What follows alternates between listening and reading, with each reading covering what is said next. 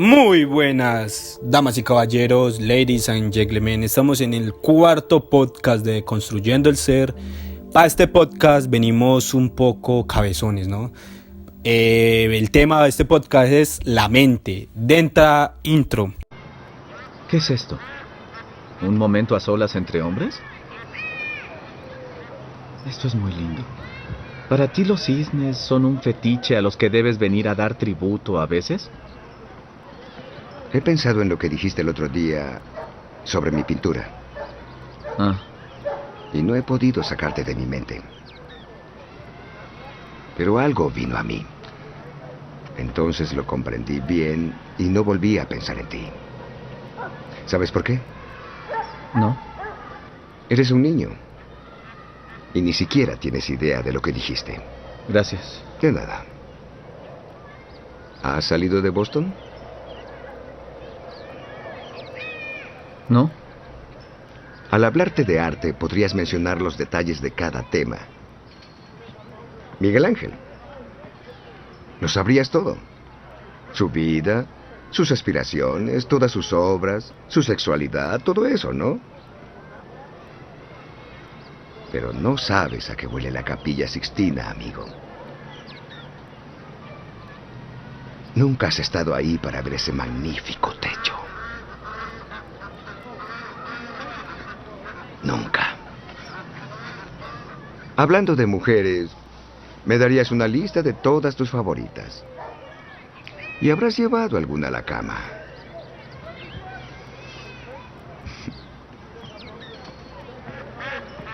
Pero no sabes lo que es despertar junto a una mujer y de veras sentir que la amas. Eres rudo. Si hablamos de guerra, tal vez citarás a Shakespeare y dirás, una victoria más, mis amigos. Pero no la conoces. No has estado al lado de tu mejor amigo, que pide ayuda con su mirada cuando llega su muerte. Y en cuanto al amor, me dirás un soneto. Pero no has mirado a una y te has sentido vulnerable. Ninguna te ha despertado con sus ojos. Ni has sentido que Dios puso ese ángel en la tierra para ti. Para liberarte del infierno. Tampoco sabes qué es ser su ángel. Ni sabes que ese amor seguirá para siempre. Sobre todo, sobre el cáncer. No has estado en el sillón de un hospital por más de 2 meses cuidando su sueño, porque los doctores han entendido que el horario de visita no se aplica a ti. No has sentido ese dolor, porque eso solo ocurre cuando has amado a alguien mucho más que a ti mismo. Y dudo que algún día te atrevas a amar tanto así.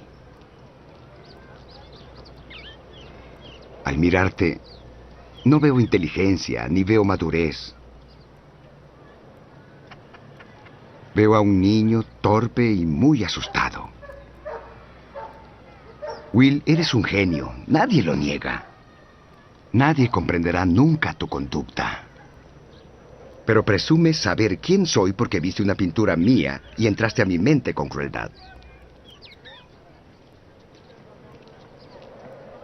Eres huérfano.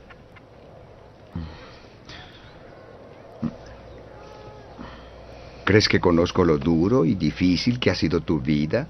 ¿Lo que eres? ¿Lo que harás? ¿Porque leí Oliver Twist? Tú te limitas a eso. Pero yo no. No daría un centavo por ti porque no aprenderé nada de ti que no pueda leer en un maldito libro. Bueno, Juan, Juan, usted es muy oportuno, ¿cómo así? Se hace el podcast de la mente y por eso estamos cabezones. Siempre.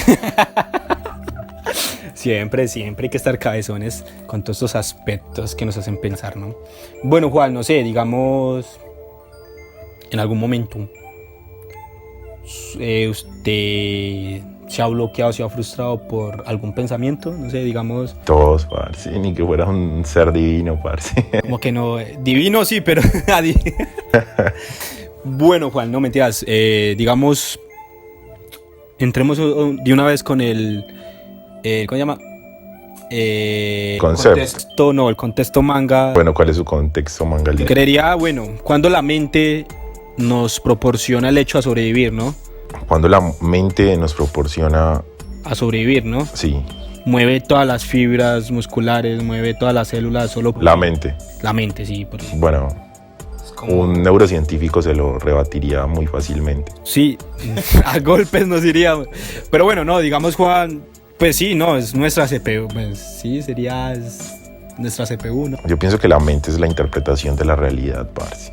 Es como el ser humano, como interpreta todo lo que percibe.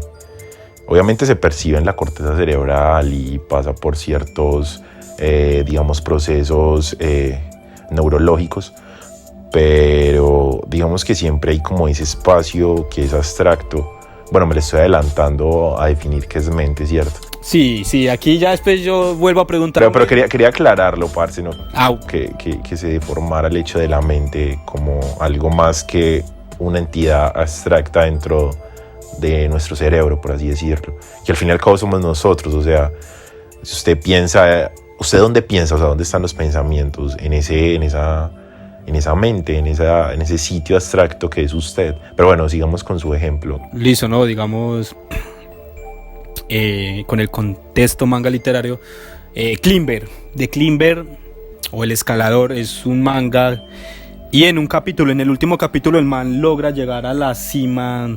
O sea, para él era eso lo suficiente, o sea, morir y haber logrado el hecho de llegar a la cima de el K2, que es como una montaña ya por la India, que es la más peligrosa. Además del Everest, es la segunda más alta, además del Everest. Y el man, bueno, puso su mente y sus instintos a lograr ese hecho, así fuera a morir, ¿no? Así solo la meta estuviera y ya, partir, morir.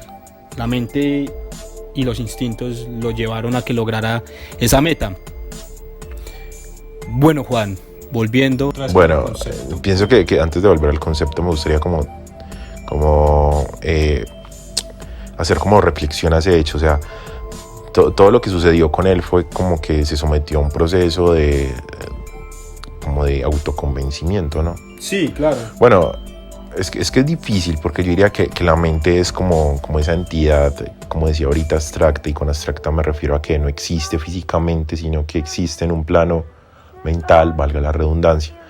Que con ese plano mental me refiero a como el que, por ejemplo, a los oyentes yo le puedo pedir que imaginen un cuadro con X o Y pintura. Digamos que cada uno de los que están oyendo el podcast de alguna u otra forma van a imaginar un cuadro según X o Y cosa, y esas X o Y cosas tienen que ver con las cosas que conocemos, con las experiencias vividas, por ejemplo.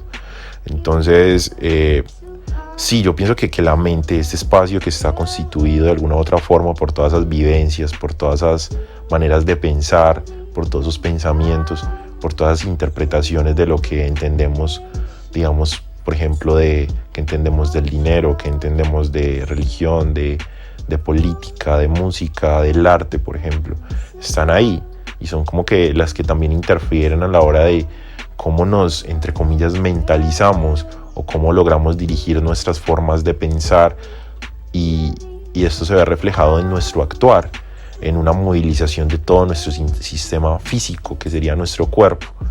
Entonces pienso que es un ejemplo bueno, que resalta, pues digamos, este hecho de que de alguna u otra forma lo que él tenía en su mente lo hizo lograr, digamos, sus objetivos, y sus objetivos mismos estaban en su mente, solamente faltaba plasmarlos en la realidad, por así decirlo.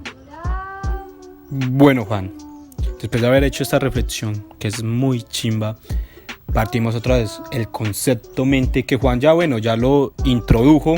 Sí, ya dije como 2 veces que era la mente. Bueno, Juan, partamos ya. Pero quiero extenderlo, ¿cierto? Listo, dale. Quiero extenderlo. Yo diría que la mente, o sea, quiero que le imaginen algo así como una habitación, ¿cierto? Una habitación a oscuras. Y en esa habitación hay cosas. Digamos que está la cama de cuando uno dormía cuando era pequeño, la habitación, el pueblo donde vivió, el barrio donde vivió, la mascota que uno tuvo, los amigos que tuvo, digamos que todas esas vivencias están en ese cuarto de alguna u otra forma almacenadas, pero todo está oscuro. Y digamos que dentro de ese cuarto que es la mente está usted, que es usted con una linterna. Entonces lo que usted va reflejando con esa linterna en ese cuarto oscuro es lo que usted está consciente ahora mismo. Es decir, uno con esa linterna puede reflejar o alumbrar cosas, por ejemplo, del pasado que tuvimos, y eso se hace consciente en el momento en que lo alumbramos, pero no somos conscientes de todo lo que hay en la habitación a la misma vez, porque está oscura. Solamente somos conscientes como de lo que alumbramos en esa habitación, y de alguna otra forma pueden haber otras miles de habitaciones dentro de esa habitación, y así como más o menos es el funcionamiento de manera metafórica de la mente. Es como ese espacio en el cual, digamos, se almacenan ciertas cosas de lo que vivimos, pero también actuamos en el ahora. Listo. Bueno, Juan. Segunda pregunta. ¿La mente se asemeja al cuerpo o el cuerpo se asemeja a la mente? Bueno, eso es muy mentalista, en el sentido de que hay muchas creencias que dicen que como es en la mente es en la realidad. Es decir, lo que usted piensa a veces es decir, que tanto su manera de pensar afecta el cómo usted percibe el mundo, el cómo usted, digamos, interpreta sucesos. Es muy diferente a alguien que está mentalizado, y voy a utilizar ese concepto como, digamos, ese estar de la mente, y que tiende, digamos que pasa un terremoto y le tumban la casa, por ejemplo. Existe una persona que puede entrar en profunda desesperación, nunca se recomponga económicamente.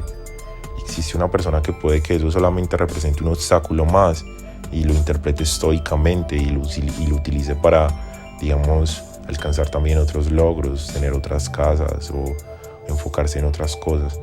Pienso que tiene que ver mucho con esto, la cuestión de la mente y el cómo afecta, digamos, nuestra realidad, más allá de si es cuerpo o no, porque como cuerpo uno se refiere más como a lo metafórico, a lo que hay afuera. El cuerpo es afuera, la mente es adentro. Pues eso es como lo que se tiende a entender. Pero si lo vemos como también desde un punto científico, la mente es cuerpo, en el sentido de que es algo producto de unos cambios cerebrales. Es decir, el que yo hable conlleva todo un proceso nervioso, que es físico, que es cómo se mueven, que son como ciertos impulsos electromagnéticos en el cuerpo, y que a su misma vez hace parte como del conjunto de cómo actúa todo esto, es decir, en el cerebro y en todo nuestro sistema nervioso central.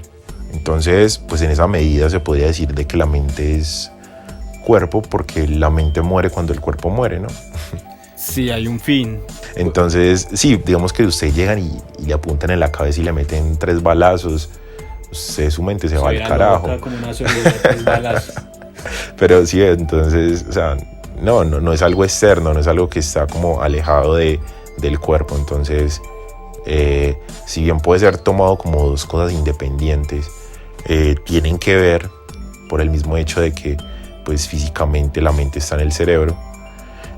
También la mente es algo que se desliga de cierta manera del cerebro. Listo, Juan. Digamos, cuando los instintos se sobreponen al razonamiento, a la mente, o cuando la mente se sobrepone a los instintos, ¿cuándo sucede? Yo pienso que sucede más cuando uno aprende a hacer. Digamos que uno, para saber más o menos la línea en cómo funciona eso, uno puede, digamos, ver cómo ha sido como el crecimiento y la evolución del ser humano en cuanto a cómo conforma sociedades. Pasar de ser una sociedad, digamos, más violenta en tiempos anteriores a ser, digamos, unas sociedades que aún son violentas de diferentes formas, pero que son como más organizadas, en el sentido de que, pues, usted está tranquilo en su casa sin esperar que alguien llegue a estallarlo de repente, por ejemplo, como podría suceder, no sé, en el medioevo o en una época prehistórica. Bueno, sí, digamos, vivimos con más confortables, ¿no? No toca que salir a pelear por la comida. Bueno, esto ya Sí, o sea, sí toca que salir a pelear por la No, no tan aleta como, bueno, me toca que ir a pelear con un mamut, me tengo que dar en la jeta. con otro de mi especie por un pedazo de carne. Sí, morir, no sé, pues morir de una manera. Sí, exacto, o sea, es como esa misma forma se aplica al individuo, es decir, usted, digamos, supera esos instintos a la manera en que los va interpretando de formas más racionales a través de la mente.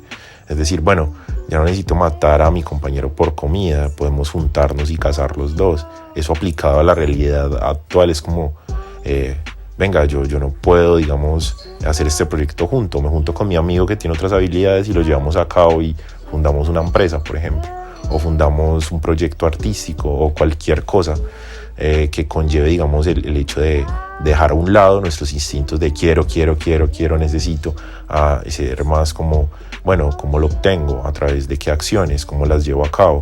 Digamos que son procesos mentales, por así decirlo.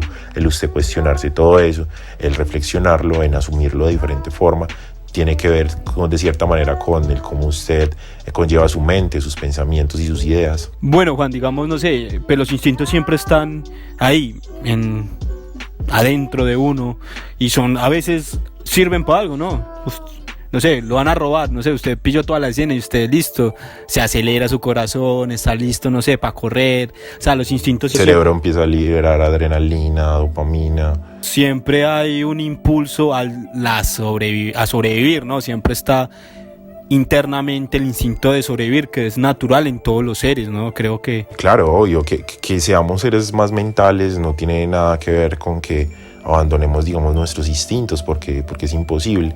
Y de hecho, como que esas situaciones, como usted dice, de peligro, son las que más avivan los instintos y dejan a un lado, digamos, el cómo uno podría pensar o reflexionar. Uno más bien actúa sin pensar premeditadamente.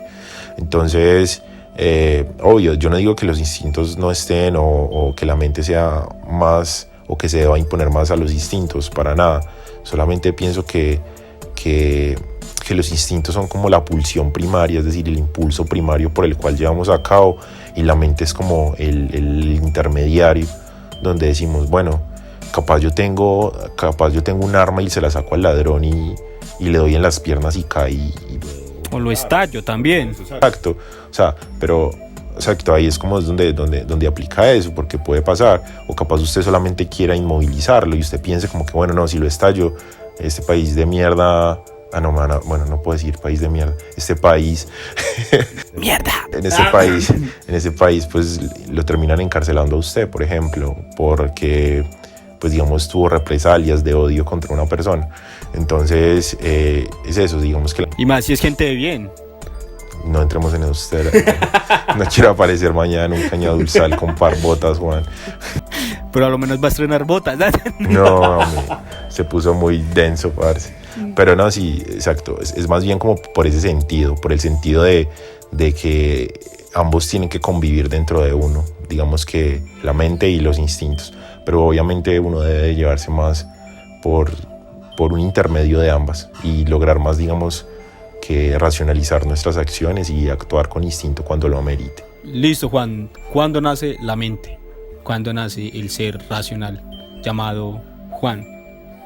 De hecho hay algo que se llama la teoría de la mente, ¿cierto?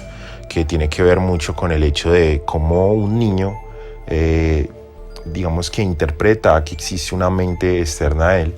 Entonces, usualmente los niños hasta los 5 o 6 años no pueden concebir que existe otra mente. Entonces, digamos que la mente puede surgir a esa edad, a la edad en que el niño empieza a considerar cómo puede pensar el otro, que el otro se puede molestar, que el otro, digamos, tiene, digamos, formas de ser y de pensar diferentes a él. Cuando ya empieza como a chocar con otras mentes, ¿no? Claro, y es que el choque es como inminente, es cuando el niño empieza también a formar como sus primeros vínculos sociales y a saber a quién le agrada más jugar, y no juega por jugar con ciertos niños, sino que empieza a identificar con cuál le gusta más jugar, con cuál le gusta más estar y todo eso, y eso tiene que ver muchísimo con ello. Listo, Juan, no sé, digamos, la mente nace cuando uno ya empieza a hacer vínculos sociales. Digamos, si no empezáramos a hacer vínculos sociales, ¿dónde queda la mente? Bueno, eso es una pregunta re importante, parce. Bien, o sea, yo pienso que lo que más suele suceder cuando una persona no puede, digamos, que desarrollar su mente con otra persona, es decir, identificar la mente de otro ser, depende, o sea, puede ser una persona que nazca y se críe, digamos, en un bosque, ¿cierto? De alguna u otra forma se han visto casos de eso. Por ejemplo, hay varios casos de niños que crecieron en bosques y luego fueron rescatados e intentados llevar a la sociedad, a la sociedad y no, digamos que no sabían socializar bien o tendrían ciertos retrasos y facultades no solamente en el cómo se relacionan, sino en el lenguaje, en la emoción, en cómo, digamos, interpretan y también expresan sus emociones. También es como digamos, entrar a conocer esa otra persona, porque puede que pues haya vivido mucho tiempo solo y entonces las cosas que él siente que están bien para él, pues para otra persona, no sé, puede ser lo incorrecto, puede hacerle daño. Exacto. Entonces, o sea, pueden generarse como comportamientos inadecuados a la hora de crear vínculos. De hecho, esas personas son muy difíciles que vuelvan como a recuperar esa forma de estar o vivir con otros seres humanos. Entonces yo diría que cuando una persona no crece desde pequeño con otros seres humanos, sino, digamos, logra sobrevivir por X o Y manera, porque también es difícil que una persona sin otro ser humano sobreviva por mucho tiempo, ya sea porque lo dejen cuando el bebé ya es un poco más, no sé, o sea, hay muchos factores, a veces es suerte o, como usted dice, solamente probabilidad estadística. Entonces pienso que la respuesta más directa sería que si una persona crece sin otras personas, es decir, si una mente crece sin otras mentes, pues se va a ver incapacitada a la hora de comprender otras mentes en otros puntos de la vida y puede que se genere un retraso porque uno se construye a través del otro. Es decir, uno aprende a hablar a través del otro, uno aprende a entablar ciertas cosas a través del otro, a mostrar afecto a través del otro. Claro, porque bueno, uno a esa edad es copia lo que ve, ¿no? No tanto copia, bueno. Sí, de hecho... Sí, no, o sea... Bueno, sí copia un poco, parce. Sí, porque cuando empezamos a crear nuestras propias pensamientos, ¿no? Porque, listo, veo que, no sé, tal, mi mamá, mi papá hace esto, entonces yo intento... Eso se habla en el podcast de las costumbres, ¿no? Sí. Bueno, yo nunca tuve papá, entonces no sé qué es eso. Ya, Juan, lo he repetido tantas veces que... Sí, necesito que aparezca esa con... A ver si se hace cargo. Ya es muy tarde, Juan. Sí, ya... Está más fácil pagar la terapia. O la maestría. Pero sí, Juan, digamos que es como más complejo para esas personas involucrarse. Y a veces no es como el que no tenga total, digamos, espacio con otras mentes, sino, digamos, que pueda ser esos niños que los protegen mucho, que no saben cómo relacionarse con otras personas en algún punto de sus vidas. Por eso mismo, porque dejan de comprender otras mentes y no se dan los espacios para que esas mentes convivan. Listo, Juan, digamos, hay una escena en Mindhunter de la serie donde, listo, un muchacho, uno de esos asesinos seriales muy de joven, estuvo recluido en un psiquiatra. Cuando pudo salir, se encontró con este ámbito social, ¿no? Y al darse cuenta que no había cabida para él en ese ámbito social, no sabía cómo, digamos, entablar una conversación con una mujer, lo que lo lleva a asesinarlas, ¿no? Y siempre eran como colegialas, porque pues en ese momento pues él se pensaba que era bello, pero que ninguna mujer lo quería, ¿no? Sí. Porque siempre estuvo recluido, ¿no? Y cuando pudo salir, pues ya era mayor, no había socializado nunca con una muchacha joven, entonces cuando logró salir, pues era como ese golpe, ¿cierto? Como ese retroceso, como que no encuentro mi cabida en esta sociedad, ¿no? Claro, y es más que todo porque digamos que la mente también tiene un componente adaptativo y que tiene que ver, digamos, que también con lo de los instintos, porque digamos los instintos también se pueden retroalimentar con la mente y la mente se adapta, depende del contexto también. Es decir, que pasó mucho tiempo en ese psiquiátrico, ¿cierto? Era un psiquiátrico, pues ahí las formas en cómo se comunicaban las personas y cómo, digamos, eran las mentes de las otras personas, pues afectaban el cómo él se adaptaba a eso y cómo llevaba a cabo sus maneras de vivir. Entonces estaban más afiliadas a un contexto que de alguna u otra forma pues lo hacía actuar diferente. Entonces si entraba en otro contexto, pues obviamente iba a generar un choque en el cual él no se sintiera cómodo. Entonces es lo que pasa y es como lo que también estábamos diciendo, porque el ejemplo corresponde a lo que decíamos ahorita, que de alguna u otra forma la mente es según cómo sea su entorno y cómo se nutra de esas experiencias. Listo, Juan. Volvemos a hacer este pequeño llamado. Suscríbanse, denle like, sigan la página de Instagram de Construyendo el Ser, que es muy chimba, que todo se hace aquí propio, todo se hace perso. Y listo, Juan, agradecerle a usted que siempre le pone la voz de la razón, la mente, el pensamiento, y no solo lo deja interno, sino que lo lleva a este plano de la realidad. Como siempre, muchachos, puede estar hecho una chota este mundo, una re agonía, pues ya con esa variable delta vamos a morir al final, ¿cierto? No, Juan, eso solamente hace parte de la neurosis colectiva y de la histeria colectiva. Entonces no hay una variable delta, ni beta, ni alfa, no. No, quizás sí, pero no quiero que se produzca otra vez. Otro miedo a todo, ¿no? Exacto, otra psicosis, ay, no otro sobrealarmismo. Sí, porque a veces la gente puede que no tenga nada y se enferma mental. Yo pienso que eso es panóptico, parce. Son mecanismos de control, como decía Foucault. No, mentira. Bueno, Juan, como siempre, puede estar hecho mal este mundo, pero siempre hay personas que están llenas de amor y paz. Nos vemos en el siguiente podcast, Juan. Amigos, una vez más hemos llegado al final de nuestro show.